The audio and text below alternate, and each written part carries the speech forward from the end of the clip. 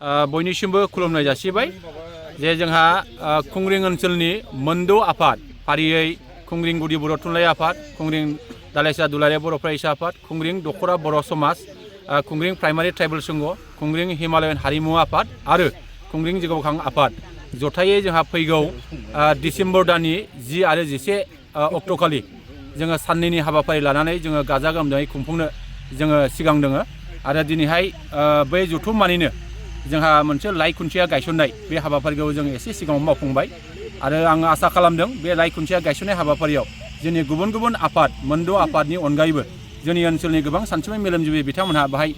मैखोमै बाहागो लादों। आं बिथांमोननिसिम आङो खुंफुं आफादनि मासिगिरि जानानै आं बिथांमोननो साबायखर जासिगोन। आं आसा खालामो फैगौ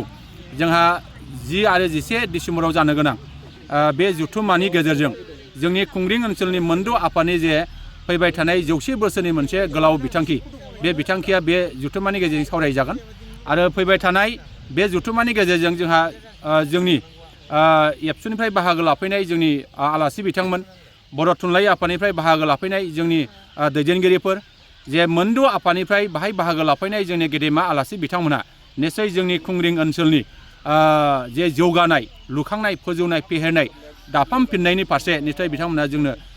माखासे सुबुरुन होलांगोन बेखौ मिजिं खालामो। आं आसा खालामो बे जथुम्माया मोजाङैनो जोबगोन आरो जोंनि जेसेबां बे जथुम्मानि गेजेरजों जोंहा बानजाय आफाद दानानै होदों, गुबुन गुबुन दालाय आफाद दानानै होदों, बिथांमोना निस्सय मैखोमै खामानि मावगोन आरो जोंनि